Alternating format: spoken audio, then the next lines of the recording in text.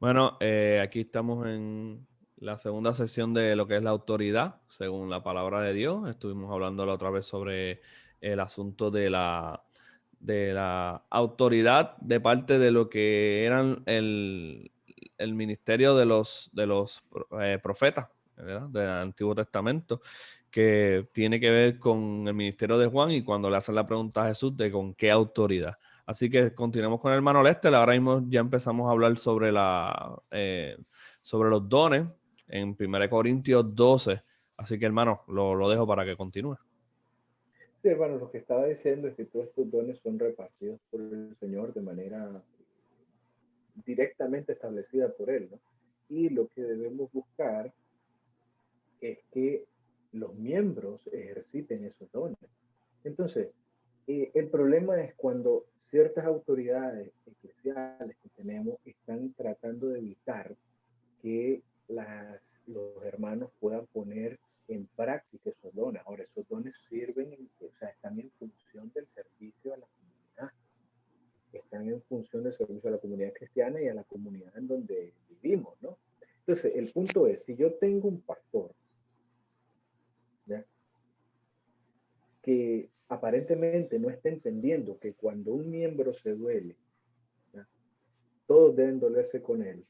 Y para sanar esa debilidad o esa dolencia dentro del cuerpo de Cristo, es necesario que todos los demás hermanos pongan en práctica su ministerio, sus dones para esa sanidad en el cuerpo de Cristo, ¿ya? Y yo no dejo que ellos, como pastor, yo no dejo que ellos los pongan en práctica porque yo soy el único que puede ayudar.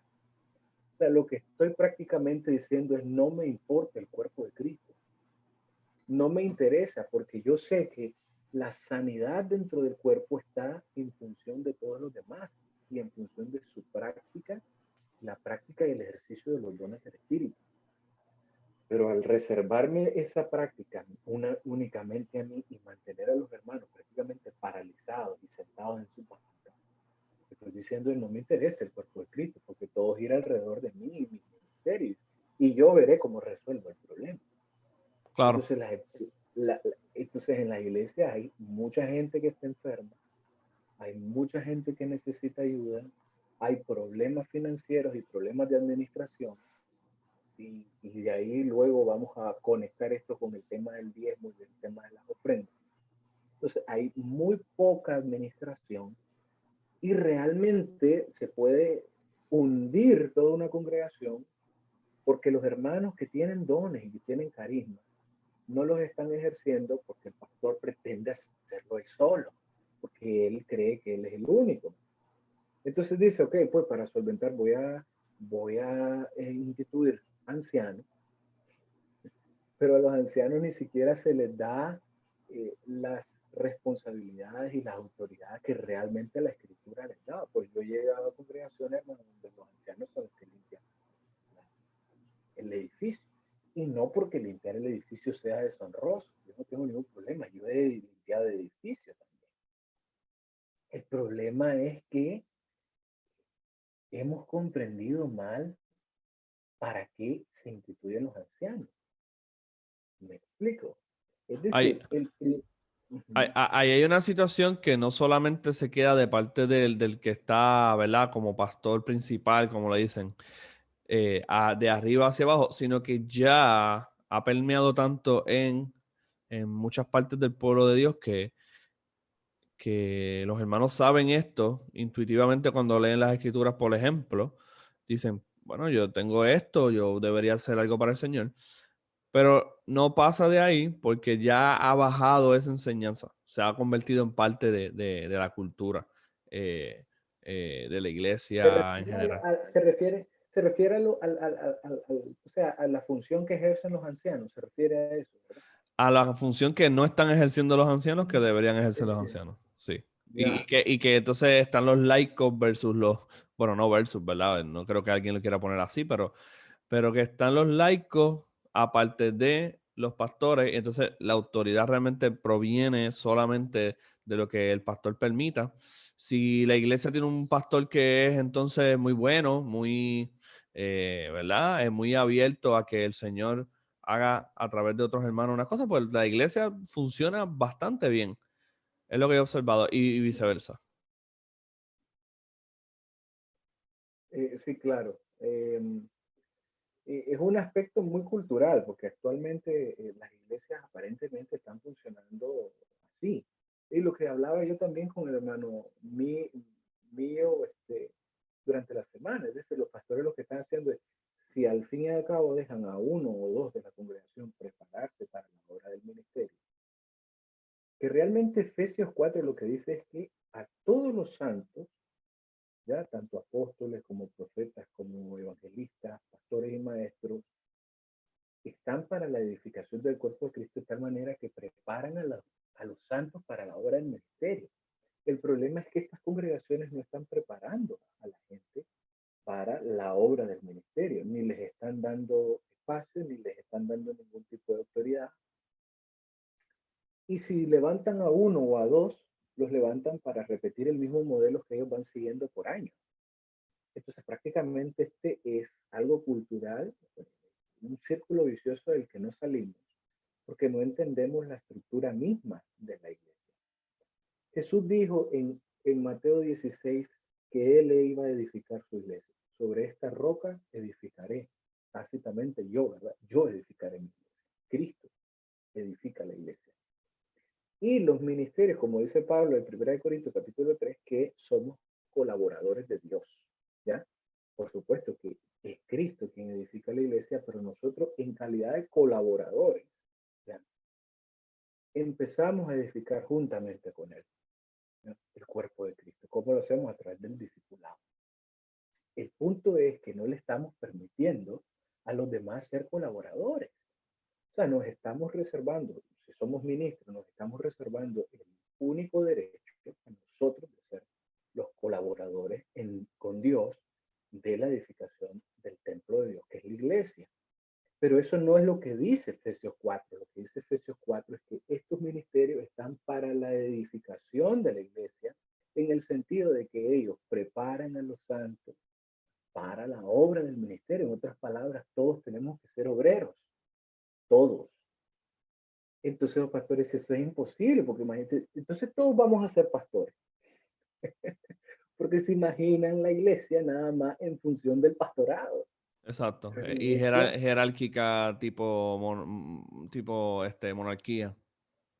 claro, entonces aquí entonces aquí va a haber anarquía, porque si todos somos pastores, todos estamos a un nivel de autoridad, ¿ya? Y entonces, ¿quién va a gobernar a quién? Porque, porque se piensa en función de poder, en términos de poder. Pero Jesús no habló en términos de poder, Jesús habló en términos de servicio. O sea, el que quiera Amén. ser el más grande, vuélvase siervo de todos. Entonces, realmente los ministros que están en esta tarea y que se toman de verdad Efesios 4, que dice que es para la obra, para que para preparar a los santos para la obra del ministerio y que empieza a preparar a los santos para la obra del ministerio, gloria a Dios por estos hermanos, porque realmente saben y entienden que un día van a tener que decirle a esos adiós. ¿Por qué? Porque ya están listos para la obra del ministerio, que es lo que pasó en Hechos 13, ¿ya? Cuando después de una temporada de Pablo, ¿no? Viviendo en el desierto, luego yéndose a Tarso y luego Bernabé llegándolo a buscar para llevarlo a Antioquía, llegó el momento y los hermanos dicen que los que estaban ahí eran pastores y maestros.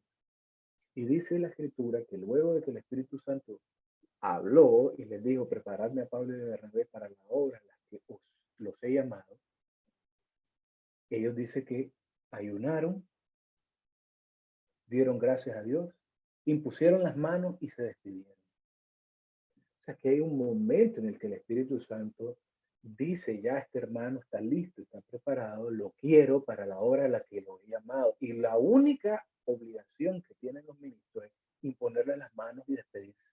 Adiós. Eso yo quería intervenir en eso, pero no sé si la pregunta que vaya a hacer vaya más adelante a lo que tenga, hermano. No, Era, hágale.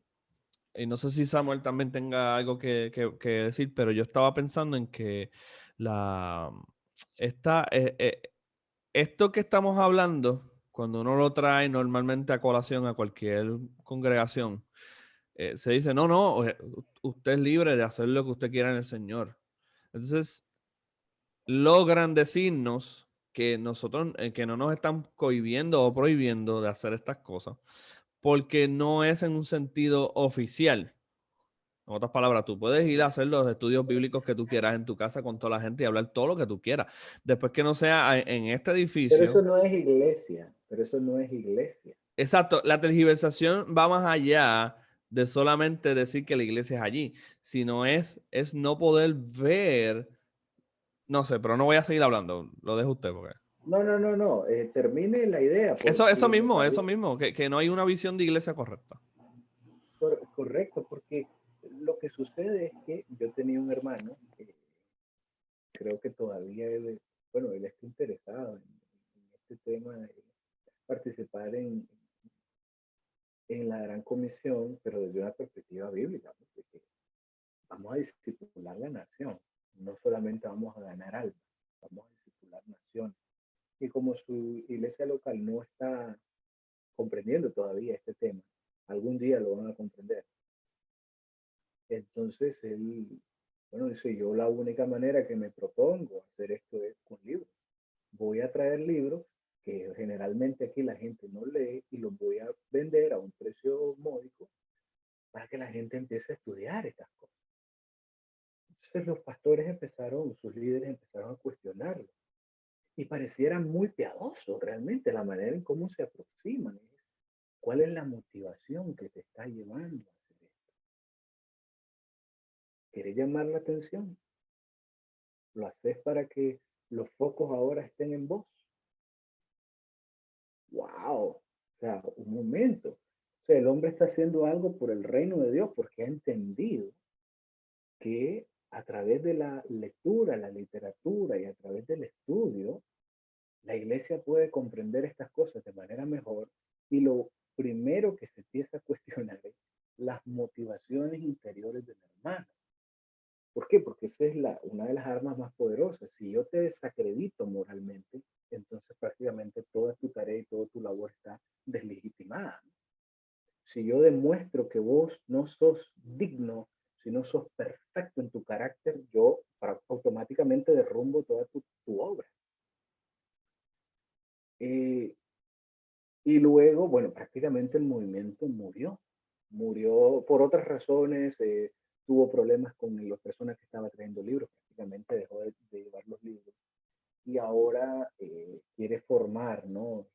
Formarse él, formar a su familia de una manera un poco más independiente de la iglesia local. Entonces, ¿cuál es el argumento de la iglesia local? Bueno, vos lo puedes hacer, puedes reunirte con gente, puedes tener tus reuniones, pero la iglesia local somos nosotros. Y todas esas estructuras de librería cristiana, eh, reuniones en casa, reuniones de comunidades pequeñas en hogares, ministerio de atención a los pobres, todo eso es para eclesiástico, está paralelo a la iglesia, pero no es iglesia. Ese es el argumento. ¿Por qué? Porque no comprenden que todos esos ministerios que leímos y esos dones que leímos en, en 1 Corintios 12 son dados a la iglesia para el ejercicio de la iglesia. Entonces, si viene un hermano y quiere fundar un hospital, le dice, muy bien, hermano, es más, hasta le vamos a orar al hospital, pero esto no es iglesia. Y me contestaba un joven esta semana que no es iglesia porque no celebramos la cena del Señor y porque no hay obispo ordenado o pastores ordenados. La iglesia no está en función de eso, la iglesia está en, o sea, cuando Jesús dijo que él edificaría su iglesia, lo hizo después eh, de la declaración de Pedro. Y Pedro lo que dijo fue, tú eres el Cristo, el Hijo de Dios. En otras palabras, Pedro tenía fe en Jesús. Tenía fe en que Jesús era el Salvador, era el Mesías, era el Cristo. Tú eres el Cristo, tú eres el Hijo de Dios. Bienaventurado, dijo Jonás. Sobre esta roca edificaré mi iglesia. ¿Ya? La otra vez mencioné que San Agustín irónicamente, San Agustín, ¿no? Escribió de que la roca a la que se refería Pedro es a la declaración que Pedro había hecho. Perdón, a la que se refería Jesús es esa declaración que Pedro había hecho. O sea, que la iglesia está cimentada sobre la fe en Jesús y sobre la fe de que Él es el Cristo. No sobre la fe de que si estás bajo un obispo o si estás bajo un apóstol. Por supuesto que esta fe en Jesús también se edifica o se fortalece a través de la predicación de los pastores, de los, por supuesto. Pero mi pertenencia a la iglesia no depende de mi subordinación a ellos, sino más bien de mi subordinación a Cristo en quien he creído. Entonces, todos estos ministerios no son iglesia porque no hay un obispo o porque no hay alguien ordenado o porque no se celebra la cena del Señor. Cuando realmente todos estos ministerios se están poniendo en práctica y se ponen en práctica para obedecer realmente al que tiene toda la autoridad, que nos ha dicho que no solamente prediquemos el evangelio, sino que nos dijo sanar enfermos y resucitar muertos, juntamente con nuestra misión de predicar el evangelio, porque nuestro evangelio es sumamente práctico. Entonces, cuando la gente se pone a hacerlo, lo que hace ciertos niveles de institución es decir, ustedes no son iglesia, pueden hacer lo que están haciendo,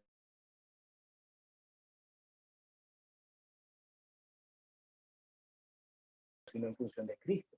Ahora, ¿cuál es la posición? Un ministerio como, por ejemplo, el de hospitales o de cuidado de enfermos. ¿Tienen la autoridad para fundar hospitales? Por supuesto que la tienen, porque la orden ya fue dada. Y esos hermanos tienen autoridad para celebrar la cena del Señor. Por supuesto que la tienen, porque son miembros del pacto y de la comunidad de pacto del Señor. ¿Quién no puede participar en la celebración del pacto que la cena del Señor en el Antiguo Testamento, la Pascua? Los que no eran parte del pueblo de Dios. Pero en el nuevo pacto, los que pueden participar de la cena del Señor son los que son miembros también del nuevo pacto. ¿Quién es la iglesia? ¿En qué momento la cena del Señor está en función de quién la celebra? ¿O quién la preside? Es decir, la cena del Señor está en función de que somos un cuerpo, de que somos una comunidad, que pertenecemos a un grupo, que son miembros de un pacto. Está en función de eso la cena del Señor y no en función de quién la preside, quién va a ser el que manda aquí, porque realmente lo que más nos preocupa, lamentablemente, al hombre caído y a muchos cristianos en nuestra naturaleza caída, lo que más nos preocupa es el poder. ¿Quién tiene poder sobre estas cosas? Sí, yo también he hablado de este tema con Samuel y allá con los hermanos. Y yo he traído a colación que a veces el temor es a no. El temor es, obviamente, a que el Señor sea el que tome control de las cosas, porque tienen miedo a que la gente haga cosas extrañas, haga cosas locas, no sé, habla en herejía, lo que sea. Y yo he visto cómo Pero ese. un Sí, momento, voy a hacer una pregunta ahí, luego usted sí, continúa. Ok. sí, sí. Usted acaba de decir el miedo de algunos obispos y pastores. Tengo miedo de que se cometan errores, tengo miedo de que se cometan herejías. Mi pregunta es, ¿entonces significa que no los has preparado bien? Claro, no, definitivamente lo que sucede es eso. Porque la suposición es que tú estás para preparar a los santos para la obra del ministerio. Entonces, cuando ellos ya están listos para ejercer el ministerio en sanidad de enfermos, creando comunidades pequeñas en casa, cuando ellos ya están listos para la obra del ministerio, vos me venís a decir a esas alturas que tengo miedo de que se cometan herejías. Entonces, lo que me estás diciendo de fondo es que vos no los has preparado bien. Sí, sí, sí. O sea, el problema recae en ti, no en ellos. No, no, hermano, Creo que el problema no solamente es ahí, sino lo podemos ver en que es una recurrente inmadurez. Lo que se perpetúa es una recurrente inmadurez, en el sentido de que siempre ustedes van a necesitar de ciertos obispos, ciertos pastores, ciertas personas que los guíen. Y no creo que eso no sea cierto. Creo que es cierto que nosotros necesitamos ser guiados pero entonces ¿hasta cuándo? ¿Hasta cuándo nosotros, en verdad, entiende? Yo sé que usted entiende, pero eh, es Sí, es que para perpetuar la los que nos van a inmadurez. escuchar, quizás unos que van a ver este video van a decir, no, porque estos hermanos no quieren tener a nadie sobre ellos y quieren ser Exacto. anárquicos. No es cierto, No es cierto. no es que no estemos de acuerdo en que haya gente que nos ayude y nos guíe, no es cierto.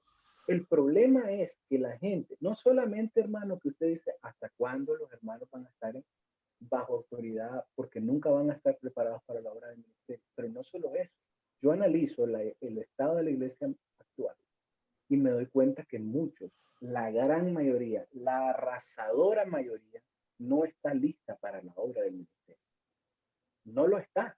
Entonces los ¿Verdad? pastores, ¿verdad? Usan este argumento diciendo, ok, por eso es que necesitan ministros ordenados como nosotros para que estemos delante de ellos cuidando.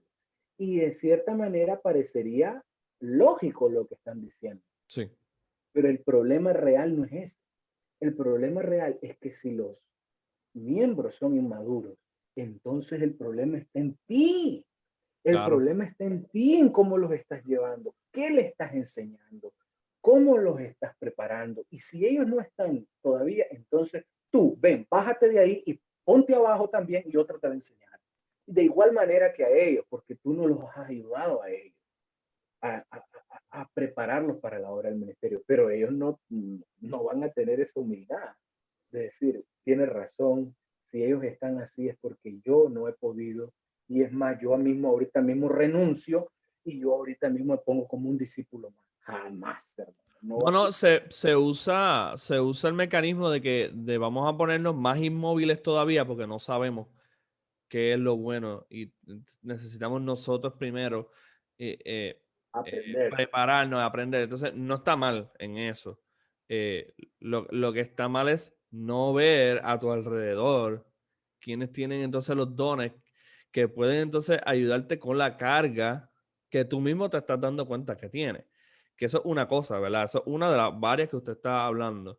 Yo digo, mira, yo conocí al Señor hace ya casi 20 años. Em, o sea que yo conocí al Señor, el Señor se reveló a mi vida bien joven, bastante joven, ¿verdad? Diría yo.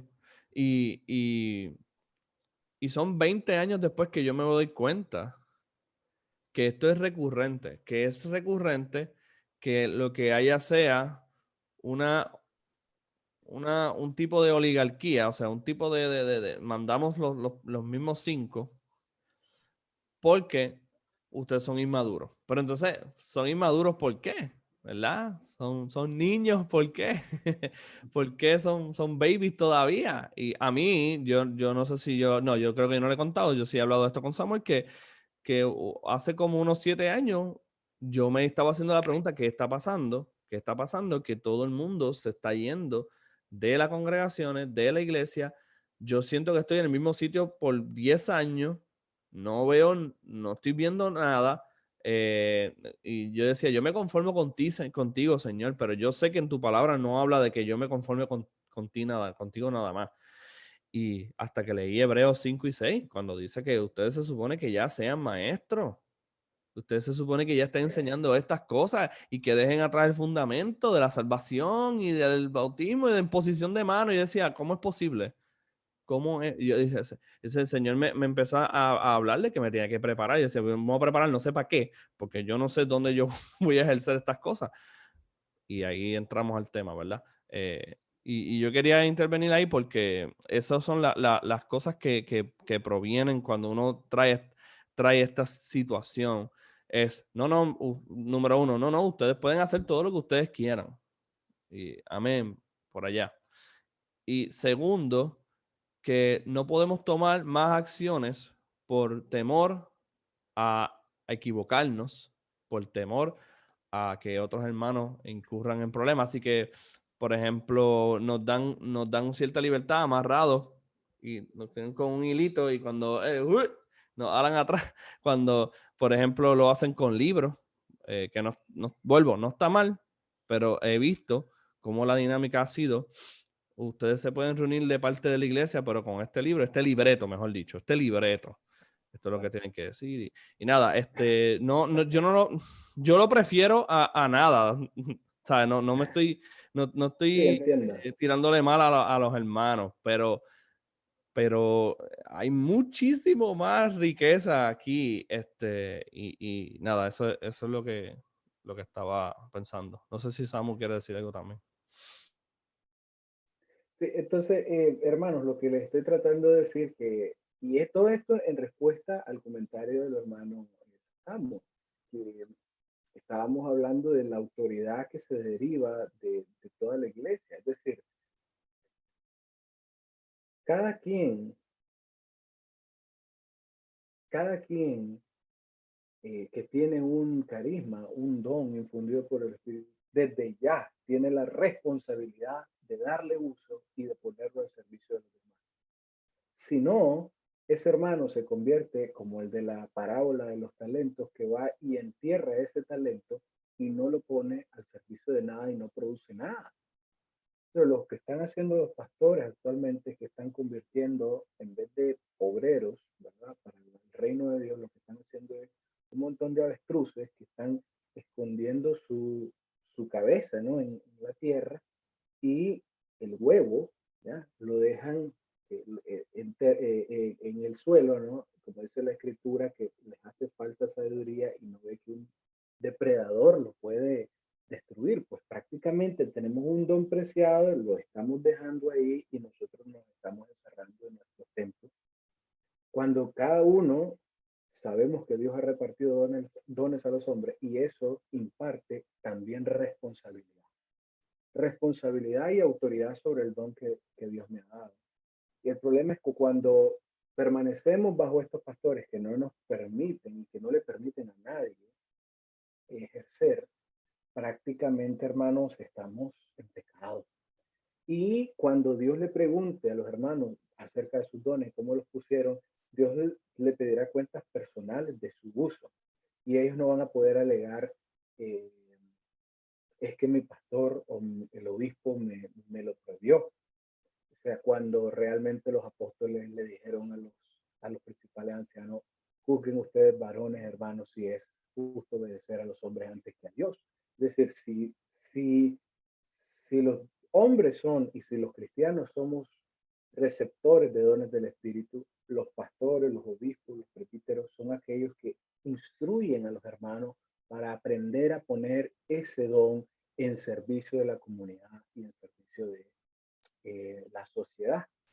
Luego se deriva de ahí una autoridad de cada cristiano para ejercer los dones del Espíritu que le ha dado, ¿no? Es decir, yo tengo autoridad sobre mi ministerio, sobre lo que Dios me ha llamado a hacer, y no hay ningún tipo de coerción o coacción de parte del pastorado. Por supuesto que sí existe guianza, consejería, porque para eso existe ese ministerio. El problema es cuando no lo sueltan, no quieren soltar a nadie. Y lo que termina pasando al final, hermano, es que terminan perdiendo a la gente de igual manera, porque la gente igual se va y se va molesta o se va decepcionada, porque ellos no enseñaron a la gente, no los instruyeron en la práctica y ejercicio del carisma del Espíritu Santo, no los prepararon para la obra del ministerio y al contrario, los siguen aburriendo con una liturgia monótona y todo gira alrededor de eso. O sea, la gente se cansa y se va. Hermano, Igual. y también dicen una verdad a medias y esto lo digo pensando en mí mismo también, que yo lo he dicho muchas veces. Tú tienes que prepararte tú tienes que tú leer las escrituras. Y eso es cierto, que es ¿verdad? De cierta manera, pero no siempre, pero no siempre. Pero para Es qué decir, está ese Jesús, ministerio pastoral, maestro, ¿verdad? Y exacto, esto nos toca a nosotros porque nosotros estamos hablando con usted pensando en que nuestra responsabilidad va a ser esta. O sea, es. claro, claro. Hermano, yo solamente antes de que terminemos, que ya son las 2 de la tarde, ya tenemos una hora, Ok. yo quisiera comentarles que después de Pentecostés, luego que el Espíritu Santo los empoderó para poder predicar el Evangelio, y predican el Evangelio ya trascendiendo fronteras, porque le predican en otras lenguas y por supuesto se necesita la gracia del Espíritu Santo para hacer esto. Pero luego de los discursos de Pedro, una de las cosas más importantes eh, que yo noto es eh, la unión de los hermanos para orar. Antes de hablar de estructura, antes de hablar quién va a ser el obispo, quién es el que tiene la autoridad sobre esta congregación, con qué autoridad hacemos esto. Antes de hablar de todas esas cosas, los cristianos pues sabían que su autoridad descansaba en Dios Hijo, en Jesucristo. Y empezaron a hacer lo que el Señor les dijo que hiciesen. Primero, esperando. En el aposento alto esperaron, donde Dios les dijo que esperasen. Luego el Pentecostés, el Espíritu Santo, y empiezan a predicar. Y empiezan a predicar los 120, hermanos. Nótelo. Que en Pentecostés no los que predican no solo son los apóstoles. Dice que empezaron a hablar los que estaban reunidos ahí, que eran alrededor de 120. ¿Quiénes son los 120? Probablemente los 12 apóstoles del Cordero, probablemente 70 discípulos que Jesús también envió, que aparte de los discípulos cercanos tenía 70, y quizá otros seguidores más. Ya estamos especulando, pero el punto es que había más que los 12. Su familia. Exacto. Y todos ellos fueron ungidos por el Espíritu Santo y todos ellos empezaron a hablar en lenguas, en otras palabras, a declarar las maravillas de Dios, en otras palabras, a predicar. No solo los apóstoles. Entonces, más allá de quién es, solo los apóstoles pueden predicar, todos lo hicieron. Y una de las cosas que empieza a organizarse esa iglesia naciente es la oración como respuesta a la persecución. Entonces, ¿cuál es una buena práctica de ustedes ahora que están ejerciendo eh, estos grupos, porque están viendo esas deficiencias, ¿no?, en las iglesias locales y quieren nutrir a los hermanos de una manera eh, más completa, de una manera eh, que sea integral, ¿no? Uno de los aspectos que creo que necesitan es formar oraciones, grupos de oraciones, eh, reuniones de oración a las que puedan llegar los hermanos que tengan tiempo o que tengan el deseo, y los que no puedan, si tienen el espíritu, que participen en el espíritu de estas oraciones, de orar por aquellos que están cautivos, en el sentido de que cuando los apóstoles empiezan a predicar, quienes los empezaron a perseguir fueron los líderes religiosos y los líderes de la nación. Pero por ahora gozamos de cierta libertad de los líderes de la nación, aunque andan detrás de nosotros siempre. Pero los líderes religiosos sí nos persiguen. Son los líderes religiosos los que quieren matar esos movimientos en donde se instruye, en donde se enseña, y quizás se está cumpliendo de una manera más completa el mandato de enseñar. Quizás en la sinagoga judía no se enseñaba, por supuesto, todas las verdades del Evangelio de manera eh, clara, sino que todos miraban sombras y nunca salían de las sombras porque no estaban dispuestos a aprender. De igual manera, sí nosotros, cuando vemos que el discipulado y la gran comisión es el discipulado de naciones y queremos llevar a la iglesia a que asuma la responsabilidad de discipular naciones, y nuestros líderes no comparten esto porque no lo ven, entonces lo que va a suceder es lo mismo, van a emprender una persecución contra esos movimientos. ¿Cuál fue la respuesta de la iglesia primitiva? Oración. Oración tanto por ellos, en amor, orar por los que os persiguen, decía Jesús, o bendecid a los que os maldicen. Entonces, orar por ellos, pero por otro lado, orar porque la palabra de Dios corra libre para que podamos seguir hablando esto con mucho más denuedo, con mucha más libertad, como oraron los discípulos, no los discípulos de Cordero, es decir, toda la iglesia en Hechos 4. Esto es algo importante que deben hacer, ¿ya? Y segundo, automáticamente empiezan a hablar de tener las cosas en común. En otras palabras, de eh, tener cuidado de los pobres y de los enfermos, antes de hablar de las estructuras, porque la institución de ancianos viene posteriormente, mientras la comunidad va creciendo. Entonces sí es necesario, como en el pueblo de Israel, Moisés ya 2 millones de personas, yo no puedo atenderlos a todos. Y evidentemente Dios le dice que tiene que llamar a 70 ancianos y los va a ungir para que lo ayuden a él a juzgar al pueblo. Entonces, evidentemente, mientras la comunidad va creciendo, es necesario ir poniendo a estas personas. Por eso es que los diáconos no están ahí todavía. Pero empiezan a preocuparse por el enfermo, preocuparse por los que no tienen nada para vivir, preocuparse por los pobres. Y empiezan a ayudarse entre ellos. Y esto ya va formando una idea de comunidad. Antes de preocuparnos quién es el que gobierna aquí, quién es el que tiene la autoridad, ellos están preocupados unos por otros.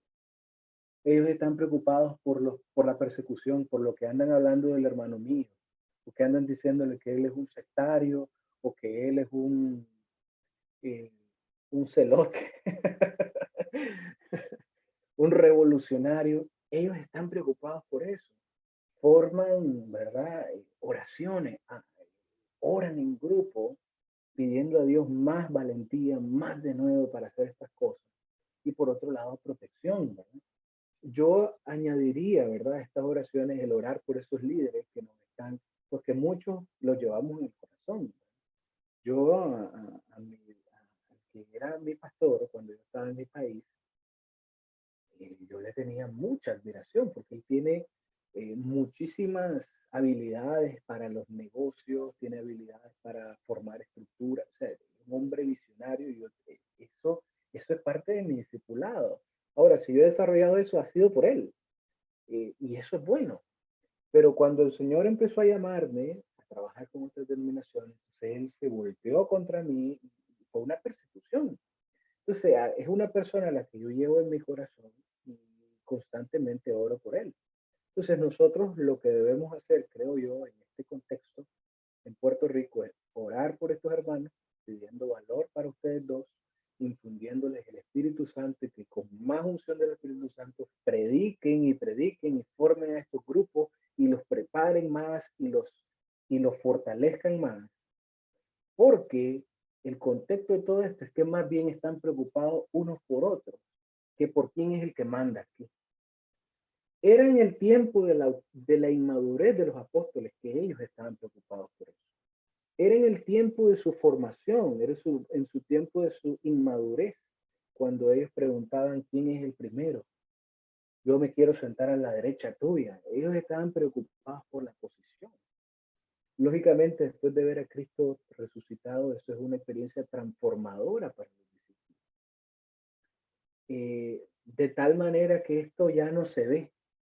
Ahora usted ve a Juan, que su madre había pedido que él se sentara a la derecha de Jesús. Usted lo ve a Juan trabajando humildemente al lado de Pedro y callando cuando tiene que callar y Pedro predicando cuando tiene que predicar. Es decir, ellos no están preocupados por quién es, cuál es la posición y cómo vamos a estructurar la, el gobierno de la iglesia o la estructura de líderes. O sea, ellos están preocupados unos por otros. Oración por los perseguidos y yo esto recomiendo orar. Yo oro por ustedes dos. Porque, ¿por qué? ¿Por qué? Porque si ustedes no están fortalecidos en fe, en unción del Espíritu, en convicción de que Dios los ha llamado a hacer esta tarea, esa persecución puede repercutir en su convicción y en su decisión de continuar haciendo esto.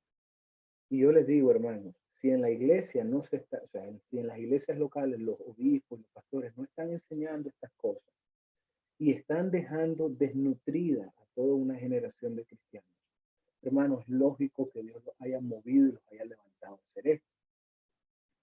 Entonces sería una lástima que dada la persecución o o los obstáculos y la gente que está en contra lo dejen de hacer. Al contrario, oro para ustedes para que permanezcan, para que tengan longanimidad, para que tengan paciencia, para que se llenen de fuerza. Yo creo que eso es algo que deben hacer con todo el grupo, que Dios nos fortalezca, que Dios nos ayude a predicar más, que Dios nos enseñe a hablar las cosas que quiere hablar y acto seguido la preocupación unos por otros. Hermanos, ¿quién tiene necesidad? ¿Quién tiene y va a salir una hermana, hermano, yo necesito oración porque tengo un problema? Mi hijo así, así. Hermana, vamos a orar. Y si se necesita recursos de finanzas, lo que podamos recoger, hermano, ahí tiene. Antes de hablar de diezmos y de ofrendas, la iglesia ya está preocupada unos por otros. Lógicamente, los diezmos y las ofrendas vienen después. Pero en el inicio de la iglesia, el modelo al que el Espíritu Santo los llevó es a este. Es hacer comunidad, a unirse en la preocupación de los pobres y los enfermos, de los extranjeros. Quizás hay un extranjero ahí en Puerto Rico, qué sé yo, quizás hay un haitiano, quizás hay un dominicano, o no sé de dónde pueden ir a Puerto Rico, pero quizás hay alguien que necesita algo, no necesariamente dinero, y cuando sea dinero, pues solventar en lo que se puede su necesidad. Y luego, evidentemente, poco a poco, mientras la iglesia va creciendo, Ananías y Zafira, aquí se nota pues que hay una inmadurez de parte de dos hermanos. Siguen habiendo milagros y prodigios. Esto es algo que siempre trato de inculcar o enseñar o animar a pedirle al Señor milagros. Cuando haya hermanos enfermos, que Dios los sane. Que Dios los sane, hermano. Y si no, vamos a recolectar para el tratamiento del hermano si no tiene dinero. O si su familia no tiene dinero, si es una familia pobre. ¿Ya? Y el contexto nos lleva a la elección de diáconos, que ahí ya hay el empezar de la estructura. Ya empiezo en la estructura y vamos a conformar y vamos a ver quién está a cargo de qué. Y nosotros nos vamos a hacer cargo de esto y los diáconos a cargo de aquello. Hasta ese entonces, cuando la comunidad creció, que recuerde usted, primera predicación de Pedro, 3,000. Segunda, 5,000. La tercera creo que ya ni cuenta da la escritura de cuántos se convirtieron. Es decir, eran muchas personas. O sea, ya cuando hay una comunidad muy grande, empiezan a haber ciertos conflictos en la iglesia y empieza a haber una elección de diáconos. Y los diáconos tienen mucho que ver con la administración, cuando ya hay recursos que se están moviendo y gente que los está solicitando y gente que los está necesitando, los diáconos empiezan a fungir. Pero aparte de eso, los diáconos eran personas perfectas, rectas, llenos del Espíritu Santo, entre ellos, ¿verdad? Felipe o Esteban. Entonces, el punto es, hermanos, ¿cuáles son los primeros pasos que ustedes tienen que dar?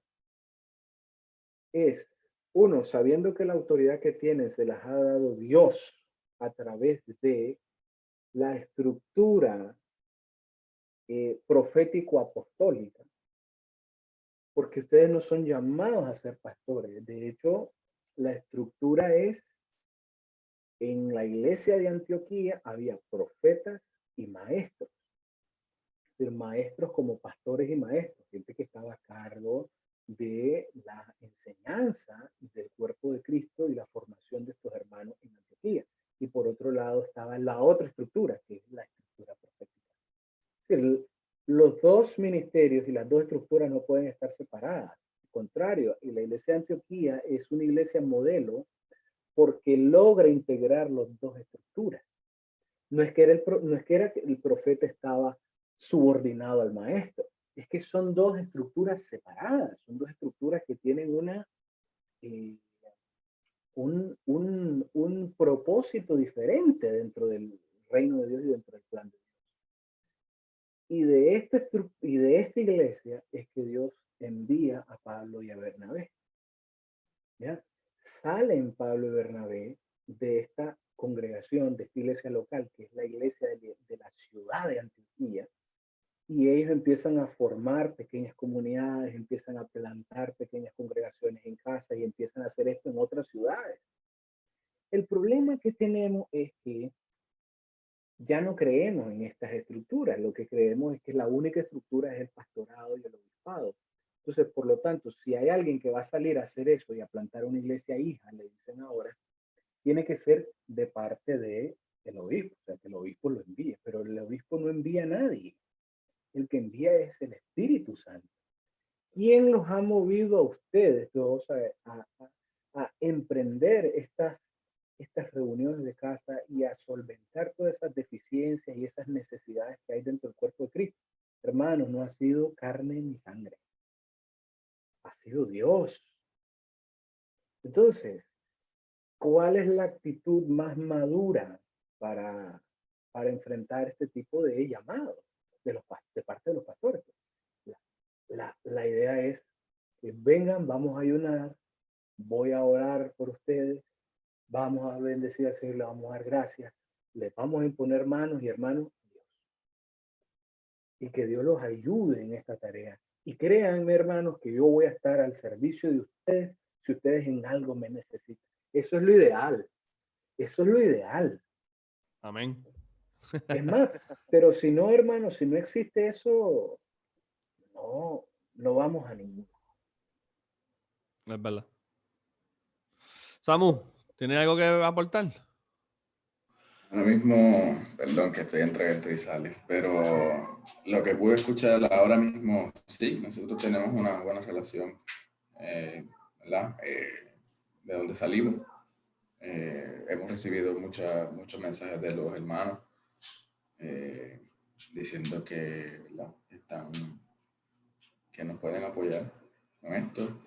Yo entiendo que estamos en una etapa donde muchos no saben, muchos no conocen y simplemente lo que quieren es una conversación. Y todas estas cosas que estamos aprendiendo pues nos van a ayudar a darle luz a ellos. Y con los ancianos, ¿verdad? Con los pastores también, podemos seguir hablando con ellos. Pero sí, hay una relación, Ya, eso es bueno porque ¿Ya? les da ánimo. El ¿Ya? punto es Sí. que no se desanimen por el hecho de que les digan ustedes no son iglesia. Es que ustedes son iglesia desde que creen en el Señor Jesucristo y desde que ponen su fe o está cimentada en esa roca de que Él es Cristo, el Hijo del Dios viviente. Y que no piensen pues, de que no tienen autoridad para hacer eso. Al contrario, yo creo que el Espíritu Santo los ha llamado. Y si ellos pues no quieren reconocer ese llamado, pues que al menos no los desanime y que continúen edificando a los hermanos que se reúnen. Sí, ahora mismo están así, ahora mismo estamos con uno de ellos hablando constantemente y está a nuestra disposición completamente. Nosotros le abrimos nuestro corazón a ellos y le dijimos, ¿verdad? Esto es lo que el Espíritu Santo nos ha ministrado, esto es lo que hemos visto, esto es lo que hemos estudiado por muchos años, no solamente en meses, sino esto han sido años y como dijo el hermano Millo, ¿sabes? Nosotros llevamos por separado estudiando mucho y de momento coincidimos y pensamos que fue el Espíritu Santo quien nos unió en eso. Entonces, las conversaciones que teníamos con los ancianos o con los pastores, pues, eran un poco difíciles al principio porque pues, no es cultural, ¿entiendes? No es algo que tenemos acá bien cimentado, pero a pesar de todo eso, hoy día se muestran en una buena disposición y, ¿verdad? De apoyarnos y orar por nosotros, que yo pienso que es lo más importante, antes de cualquier cosa, que oren por nosotros, y como ellos, muchos otros hermanos, así que eso es bueno también. Bueno, hermano, terminamos por esta vez. Terminamos por esta vez. Tenemos mucho que hablar. Sí, solamente quiero resumir en varios puntos lo que hablamos. Uno, que la autoridad desprendida viene de otra estructura. No solamente existe la estructura de la iglesia local, como para ir, yo quiero decir esto como para ir enfatizando y clavando estas verdades. Uno, que no solamente la estructura sacerdotal y la estructura de la iglesia local es la única, sino que existe otra estructura que se llama la estructura apostólica, que es la que funda nuevas congregaciones y es la que va fundando pequeñas congregaciones en casa, lógicamente hasta que se convierten en grandes congregaciones. No me refiero a congregaciones de un edificio, me refiero a congregaciones de un área geográfica. Y, y, y dado que tienen esa autoridad, entonces ponernos a pensar, debemos de ponernos a pensar en cuáles son los pasos a seguir. Y los pasos a seguir que hemos remarcado hoy es la oración por estos hermanos que pertenecen a esta estructura apostólica, que Dios los ha llamado a formar pequeñas congregaciones y poco a poco se van a ir añadiendo más personas y tienen que estar preparados para esto. Entonces, oración por ustedes. Necesitan la iglesia orar por ustedes. Necesitan orar en estos grupos pequeños por esa persecución que puede haber, o quizás las relaciones están muy bien, pero igual se necesita orar por ustedes, que Dios les ayude y que les dé más palabras, como oran efectivamente los creyentes en Hechos 4. Y luego, hermanos, otra cosa importante que empieza a hacer la iglesia es la preocupación de unos por otros, la atención de los pobres, los enfermos y los necesitados. Entonces, es lógico que sí, la iglesia ore por los apóstoles, por aquellos que ejercen el apostolado, fundando estas congregaciones y nutriéndolas, pero también es lógico que los que están fundando estas congregaciones estén preocupados por la situación de ellos, ¿ya? Y su situación financiera, su situación de salud, sus necesidades, y es bueno siempre orar por ellos e inclusive reunir fondos para solventar esas necesidades que se tienen. Lógicamente, poco a poco vamos a ir, yo voy a usar el libro de Hechos para ir dándonos un itinerario de sus congregaciones y de sus reuniones, e irnos dando las estructuras de algunas cosas, ¿no? Luego, evidentemente, hablaremos de diáconos, hablaremos de ancianos, y luego vamos a hablar de diezmo y vamos a hablar de ofrenda. Pero por ahora, mientras ustedes ya tienen claro que tienen autoridad, según la tradición de Juan el Bautista, según la tradición de Jesús y su conformación de un equipo apostólico que fuese a fundar la iglesia y a poner ese fundamento, entonces ustedes tienen ahora ya poco a poco van a ir a ver un itinerario de las cosas que hay que hacer. Esas cosas se hacen en cualquier parte del mundo, ¿verdad? Un misionero que va y conforma una nueva congregación y está predicando poco a poco, va poniendo en práctica esto. Lo poco que se hace muchas veces es este tipo de cosas, orar unos por otros y preocuparnos unos por otros, y las finanzas, muy, muy poco, quizás ahora se está perdiendo, pero hay otras congregaciones que lo hacen. Entonces, básicamente quería remarcar eso. Luego vamos a ver estos aspectos. Amén. Y el bautismo, apúntelo por ahí. También. Amén, el bautismo. Amén. El bautismo. Samu, ¿quieres orar o Lester? Yo creo que la próxima semana entonces lo que vamos a analizar es el bautismo, porque lógicamente mientras se van agregando estas personas empiezan a ser bautizadas, ¿verdad? Yo quisiera sí, eso es bien importante.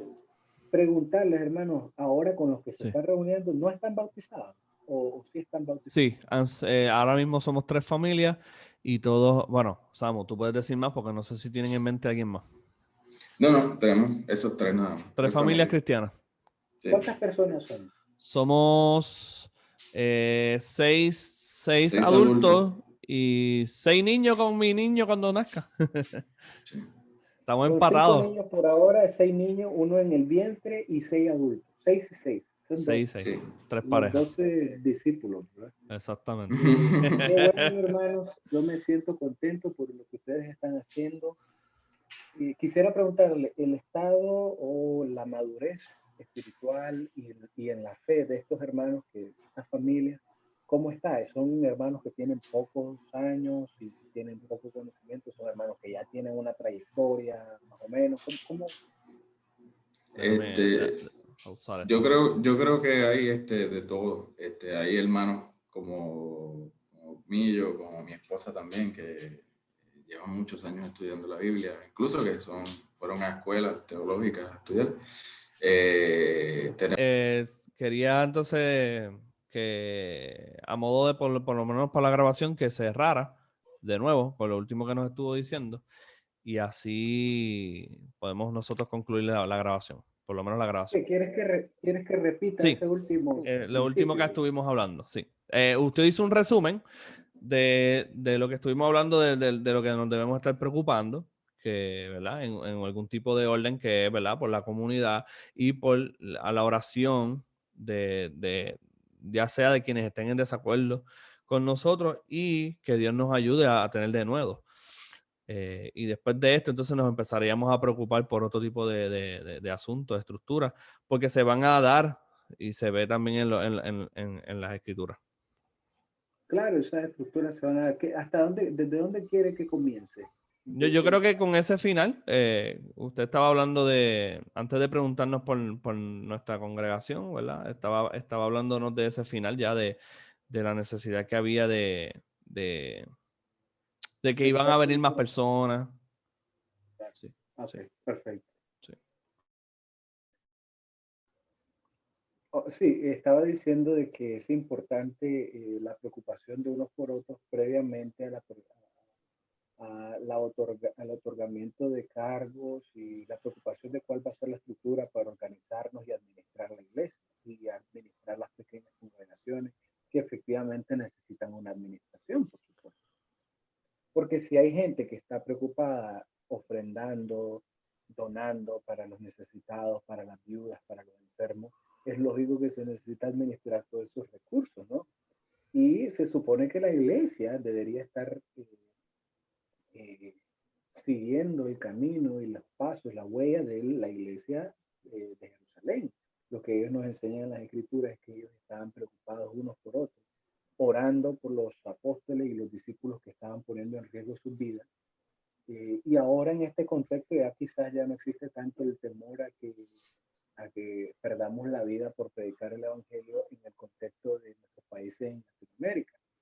Aunque quizás en otros sí, pues quizás por narcotráfico, quizás en Colombia ha sucedido eso, o quizás en México, en Nicaragua también sucedió, mientras en la década de los 80, pero ahora prácticamente no tenemos tanto temor de perder la vida, pero sí tenemos siempre el riesgo, hermano, de que los líderes religiosos van a estar en una persecución eh, recurrente. Entonces los hermanos necesitan aprender a orar unos por otros, necesitan aprender a preocuparse unos por otros. Tanto es así que esa preocupación no solamente pasa por orar, sino que empiezan a la acción, ya teniendo el cuidado de los pobres, de los enfermos, de las viudas, del huérfano.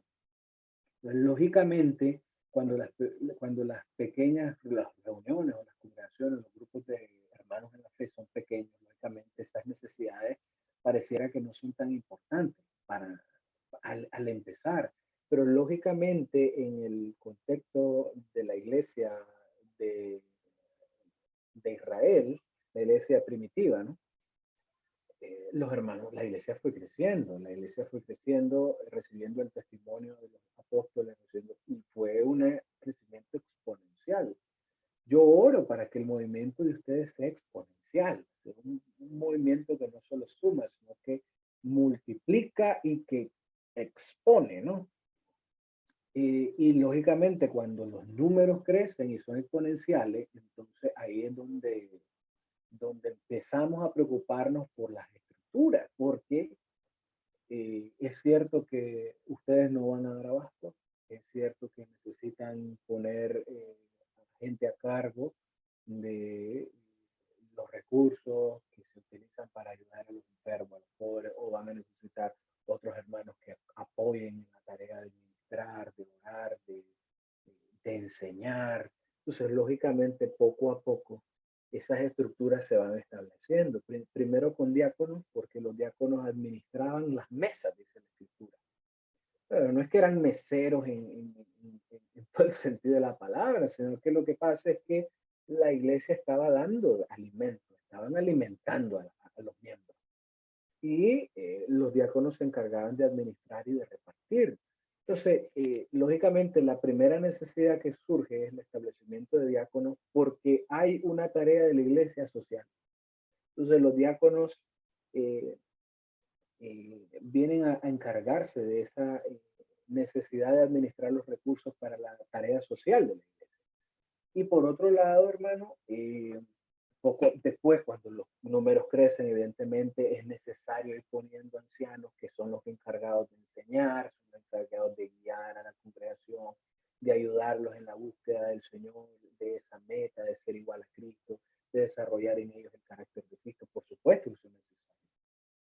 Pero por ahora que tenemos grupos pequeños, entonces la importancia será o sea, la importancia será en dar énfasis a cuán importante es que desarrollemos nosotros un amor al prójimo, un amor entre hermanos, una hermandad entre nosotros mismos, pero un amor al prójimo, es decir, al que ni siquiera es parte de la comunidad del pacto, es decir, los inconversos.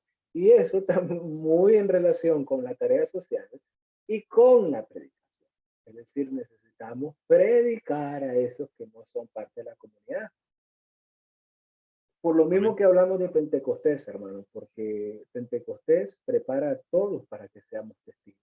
Es el Espíritu Santo el que nos lleva a todos a dar testimonio. No solamente a ustedes que son los que están emprendiendo estas comunidades, es a todos. Entonces necesitamos ponernos en el zapato del inconverso, en el zapato del pagano y predicarle la buena nueva. Y por otro lado, atender también las necesidades que hay en la comunidad. Y poco a poco esas estructuras van a ir siendo necesitadas y van a ir siendo solventadas a medida que la iglesia va. Amén. Amén. Excelente. Excelente. Bueno, Gracias, hermano. Por lo menos esa parte, hasta ahí llegamos por lo menos la reunión de hoy y ya para la próxima hablaremos de otras cosas que ya nos tiene por ahí preparadas.